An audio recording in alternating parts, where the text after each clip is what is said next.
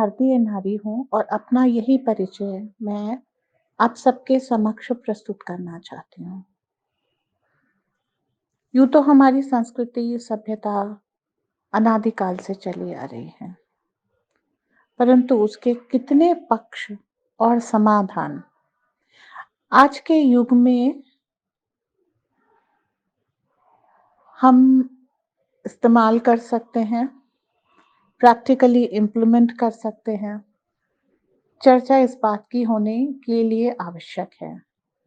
वो जो रूढ़ियाँ हैं, परिपाटी हैं, वो कब आईं, क्यों आईं, किस लिए आईं? आज हम उन्हें ढोएँ या उतार के किनारे रख दें, उन्हें पूरी तरह से नकार दें या उनमें से कुछ अच्छा अपने लिए ले लें। भारतीय साहित्य को, ग्रंथों को पढ़ें या ना पढ़ें, उन्हें समझें और फॉलो करें या ना करें। सिंदूर लगाना है कि नहीं, बिंदी लगानी है कि नहीं, सर ढकना है कि नहीं, ये सब हमने एक सिरे से नकार तो दिए, पर समय-समय पर हम ये देखते हैं कि इनकी आवश्यकता पुनः उत्पन्न होती है। बहुत सारे समाधान, साइंटिफिक एक्सेप्टेंस हमारे पास मध्यकाल में नहीं थे। क्यों? क्योंकि हम विदेशी संस्थाओं से संघर्षरत थे स्वतंत्रता आंदोलन के लिए। अभी कुछ 70 वर्ष ही तो हुए हैं हमें स्वतंत्र हुए और अपनी परिपाटी की बहुत सारे उत्तर हमारे पास हैं और एक आधुनिकता की दौड़ भी है। इससे कदम मिला के चलना है हमें, पीछे नहीं छूट सकते। Modern woman, what is practical? Let's discuss, let's take on. Please join me on this journey, a soul-searching journey for Indian society by a Indian woman. पुराने समय में एक स्त्री का गुणी होना बहुत आवश्यक था और आजकल डिग्रीधारी होना आवश्यक है।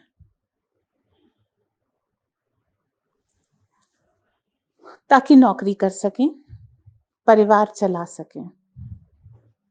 अब यहाँ से शुरू होती है एक संघर्ष की कथा। जब हम एक बहुत कोमल आयु में होते हैं, तब से हमें अपने साथियों से प्रतिद्वंदिता सिखा दी जाती है, कॉम्पिटिशन सिखा दिया जाता है। इसका परिणाम रिजल्ट ये होता है कि हम औरों से आगे निकलने के चक्कर में खुद को अकेला करते जाते हैं। आजकल जो दोस्ती देख रहे हैं, उसमें एक दूसरे को आगे बढ़ाने, साथ देने की प्रवृत्ति कम होती जा रही है। उसमें ज़्यादातर ये होता है कि हम इसके साथ रहेंगे तो हमको ये फ़ायदा होगा और हम इसके साथ रहेंगे तो ये फ़ायदा होगा और एट द एंड ये कि भाई बात करने के लिए कोई तो चाहिए। तो उसमें जो एक आत्मीयता का भाव है, वो बहुत पहले नष्ट हो जाता है और ये एक बहुत खतरनाक स्थिति है क्योंकि किसी भी अनवारंटेड कंडीशन के आने पर हम अपने आप को पूरी तरह से अकेला पाते हैं। ना तो हम साथ दे पाने की स्थिति में होते हैं, ना हम साथ ले पाने की स्थिति में होते हैं। इसी क्रम में हम गर्ल्स वर्सेस बॉयज पर आ जाते हैं और ये प्रतिद्वंदिता हम अपने माता और पिता में देखने लगते हैं। ये हम भाई-बहन आपस में एस्टैब्लिश करने लगते हैं और धीरे से ये हमारे वैवाहिक जीवन का अंग कब बन जाती है, हमको खुद पता नहीं होता। फिर उसमें मेरी तरफ और तुम्हारी तरफ आ जाता है, मायका और ससुराल आ जाता है और धीरे-धीरे जो विवाह हमने साथ पाने के लिए किया होता है, वो मैं और तुम में, मेरे घरवाले तुम्हारे घरवाले में परिवर्तित हो जाता है और ये बड़ी हानिकारक सिचुएशन होती है। क्योंकि जीवन में सबसे ज़्यादा देर दूर तक साथ चलने वाले साथी को भी हम जाने-अनजाने एक प्रतिद्वंदी, एक कॉम्पिटिटर बना लेते हैं। इस प्रक्रिया में हम पहले से भी ज़्यादा अकेले हो जाते हैं, असुरक्षित हो जाते हैं और अपनी सुरक्षा बढ़ाने के लिए घर वालों से मैत्री और कॉम्प्रोमाइज़ करने की जगह बाहर वालों से मैत्री और कॉम्प्रोमाइज़ करने लगते हैं। ये प्रक्रिया हमें और ज़्यादा अनिश्चितता की ओर ढकेल देती है। इसलिए फिर से एक बार आवश्यकता होती है कि हम दूसरों की बजाय घर वालों पे भरोसा करें। एक साधारण सी ही मेंटालिटी है कि अगर हम बीमार पड़े और हमें दवा और देखभाल की ज़रूरत है, तो ना तो कोई ऑफ़िस वाला आएगा, ना ज़्यादा दूर तक कोई दोस्त या साथी साथ चलेगा। ये काम जनरली पति या पत्नी हमारे लिए करेंगे। जिसके कारण वहाँ पे एक प्रेममय दृष्टिकोण ज़रूरी होता है। जब थोड़े दिनों के लिए हम सेवा पाके मधुर होते हैं, 4 दिनों में हम अपनी उसी मानसिकता पर वापस लौट जाते हैं, मी versus you, husband versus wife. चूँकि दोनों के पास अकेला गुण होता है कमाने का, इसलिए ये जो कॉम्पिटिशन है, वो थोड़ा और बढ़ जाता है। ऐसे में अन्यान्य गुण और जो टैलेंट्स हैं, वो बहुत काम आते हैं। एड्स और फ़िल्मों के थ्रू आजकल आदमी को खाना बनाने के लिए कहा जा रहा है और उन्हें खाना बनाने वाला दिखाया जा रहा है। ये बड़ी खतरनाक स्थिति है। स्त्रियों के मन में, लड़कियों के मन में आकांक्षा होती है कि मेरा पति खाना बनाएगा और वो तो भारतीय माँ की गोद में पढ़ा हुआ है। उसको खा बनाना नहीं आता, उसे खाना आता है। तो भोजन जो एक आत्मीयता बढ़ाने वाली इवेंट कह लीजिए या मौका कह लीजिए, वो एक कॉम्पिटिशन वाला समय हो जाता है, खाना कौन बनाएगा। आप यदि विदेशी मूवीज़ वगैरह में देखें, तो I have cooked for you, मैंने आपके लिए खाना बनाया है। ये एक बड़ा सम्मानजनक स्टेटमेंट भी है, वाक्य भी है और कृत्य भी है कि आपके सम्मान में मैंने खाना बनाया। पर भारतीय तो ये हमेशा से करते आए थे, भारतीय स्त्रियाँ ये काम हमेशा से करती आई थी। पुरुषों ने अगर घर में खाना बनाया है, तो किसी मुसीबत के समय ही बनाया, वरना वो जनरली नहीं बनाते हैं। और अगर कोई खाना बनाने का शौकीन होता है, तो वो भोजनालय, रेस्टोरेंट, होटल ऐसे खोल के बैठता है, तब वो वहाँ पर खाना बनाता है।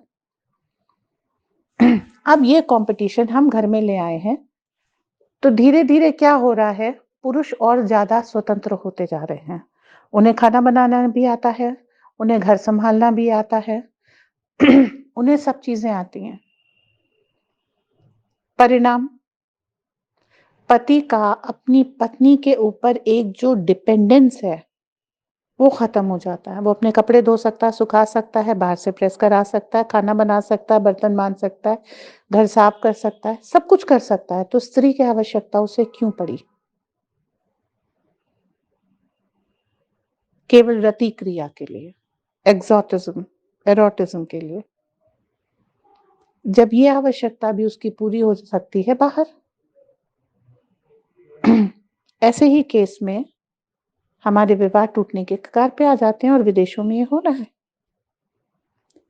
पति को बांध कर रखने के लिए स्त्री को गुण चाहिए और बांध के रखना इसलिए ज़रूरी है कि जुड़ना आसान होता है, टूटना बहुत मुश्किल होता है। आप विदेश की नारियों को देखिए, स्त्रियाँ कितनी असुरक्षित हैं। उनमें तरह-तरह की बीमारियाँ हो रही हैं, उनके बच्चों में संस्कार खत्म हो रहे हैं और वे अपराधी मनोवृत्ति को पाल रहे हैं। अगर आप बच्चों की ओर ना जाएँ और ज़्यादा स्वार्थी हो लें, तो ऐसी स्त्रियाँ वृद्धाश्रम में पाई जा रही हैं। उनका कोई भविष्य नहीं है। परिवार को बाँध के रखने वाली स्त्री को कुछ कुर्बानियाँ, कुछ सैक्रिफाइस करने पड़ते हैं। उस समय हम ये भूल जाते हैं कि जब हमें आवश्यक होता है, ज़रूरी होता है, तो और लोग भी तो ये कॉम्प्रोमाइज़ेज़, सैक्रिफाइसेज़ करते हैं हमारे लिए। खाली मैंने ही किया ऐसा तो नहीं। जब हमारे पिता हमें बहुत सारा धन दहेज दे करके विवाह हमारा करते हैं, शादी करते हैं, तो उस पैसे को अपने हित में ना खर्च करके उन्होंने भी सैक्रिफाइस किया है। तो आज पिता की सेवा करने के लिए हमें छुट्टी का आसरा क्यों देखना पड़ेगा? यदि पति हमें या बॉयफ्रेंड हमें कोई गिफ्ट लाके देता है, तो वो पैसे जो वो अपने सुख पे खर्च कर सकता था, हमारे ऊपर खर्च कर रहा है, ये वो सैक्रिफाइस कर रहा है। तो हम उसके लिए खाना क्यों नहीं बना सकते? और अगर वो अपने सारे काम कर लेगा, तो जिस दिन हमारे से उसका मन भर जाएगा, वो दूसरे के पास चल देगा। हम उसकी सेवा नहीं कर सकते, उसके बच्चों को पाल नहीं सकते। वो बच्चे क्रेच में रहेंगे या स्कूल में रहेंगे, नहीं तो हॉस्टल में जाएँगे। माता-पिता से संबंध नहीं रखना, घरवालों से संबंध नहीं रखना और उसको कुछ करके नहीं देना।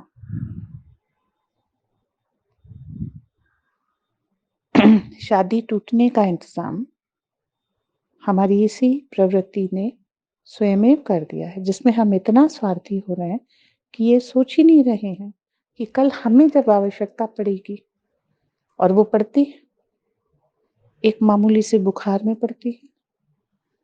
सिंगल मॉम्स की आप श्रृंखला उठा के देख लीजिए। उन्हें ऑफ़िस जाना ही है, चाहे कितनी भी बीमार हों। तो जब बच्चे को स्कूल से लेने जाना ही है, चाहे कितनी इमरजेंसी ऑफ़िस में अगर 1 घंटा आपको किसी ने किसी कारण रोक लिया, जो कि बहुत ही इमरजेंसी कंडीशन में है, तो भी आप देख लीजिए बच्चा 1 घंटा स्कूल में रहा, असुरक्षित रहा। वर्स्ट केस सिनेरियो ले लीजिए, बच्चा स्कूल में है, आपका एक्सीडेंट हो गया, जो कि आप किसी को इन्फॉर्म करने की कंडीशन में नहीं, किसी को पता ही नहीं है कि आपके बच्चे को लेने भी जाना है। क्या होगा आपका और क्या होगा बच्चे का? हम अपनी शादी को निभाने के लिए ज़रा से भी प्रयत्न नहीं करते।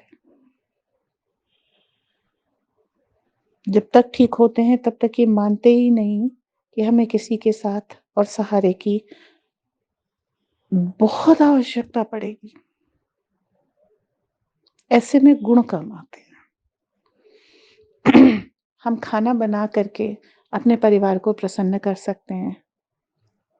खाने की सुगंध और एक साथ बैठ के खुश होके खाना खाने की प्रक्रिया में हमारा परिवार और बंधता है। एक-दूसरे के लिए सेवा भाव आता है।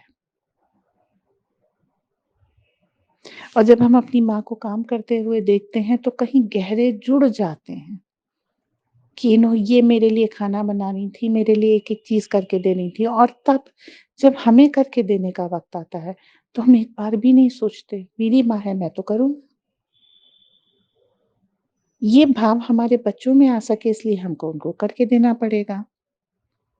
और यही भाव समर्पण का हमारे पति में आ सके, इसलिए हमें उन्हें करके देना पड़ेगा। तो उनकी चीज़ों की सफाई हम करें ताकि वो अपनी चीज़ें के लिए पूछते हुए हमारे पास आएँ। तो मेरे पास आने के लिए मेरे पति को एक बहाना और मिला। खाना देने के बहाने हम पास आए। उनकी एक-एक चीज़ से असिस्टेंस मैंने किया, तो वो पास आए। अब अगर किसी और स्त्री के पास जाते हुए वो पुरुष भी सोचेगा, क्या ये मेरी माँ की सेवा करेगी? क्या ये मेरे घरवालों के साथ रहेगी? क्या ये मेरी सेवा करेगी? और फिर बहुत सारे केसेज़ में तो आप ये देखिए कि पति-पत्नी के साथ इतने कंफर्टेबल हो जाते हैं कि एक दिन मायके जाने पे उनको मुसीबत आ जाती है और वो अपनी पत्नी को मायके भी नहीं भेजना चाहते। ये बहुत सादा प्यार है। उनका काम ही नहीं चलता अपनी पत्नी के बिना। लोग इसे बंधन मानते हैं, पर ये बहुत सुंदर बंधन होता है, जिसमें 2 दिन के लिए भी अलग होने पर अधूरेपन का एहसास होता है दोबारा मिलने की आकांक्षा होती है और मिल जाने पर खुशी होती है। बुरे समय पर मन प्राण से साथ देने की प्रवृत्ति होती है। एक-दूसरे का सहारा बनने की एक अंदर से इच्छा होती है। गुण यहीं काम आते हैं और स्त्री के काम स्त्रियोचित गुण आएँगे। फ़िल्मों में दिखाए गए विचित्र गुण उसके काम नहीं आते। नारी सर्व सामर्थ्यवान है, वो अपनी रक्षा भी कर सकती है, अपने लिए कमा भी सकती है, लेकिन जिस दिन बीमार पड़ जाती है, उस दिन अपनी सेवा करने में वो असमर्थ होती है, दूसरे का सहारा चाहिए। सोशल मीडिया क्यों आया? ताकि हम दूसरों से जुड़ सकें, कनेक्ट कर सकें। आभासी तौर पे, क्यों? क्योंकि हमारा रियल वर्ल्ड में ऐसा व्यवहार है कि हम वैयक्तिक तौर पे एक-दूसरे से संबंध ज़्यादा दूर तक नहीं ले जा पा रहे। इसलिए एक आभासी ये दुनिया में हम एक-दूसरे से जुड़ने लग गए। जुड़ाव की इस प्रक्रिया को मानव मन से निकाला नहीं जा सकता, परंतु इसको और गहरा करने के लिए हमें कुछ गुणों का सहारा लेना पड़ेगा। इस पे आपके प्रश्न और तर्क आमंत्रित हैं। भारतीय नारी की तरफ से नमस्ते।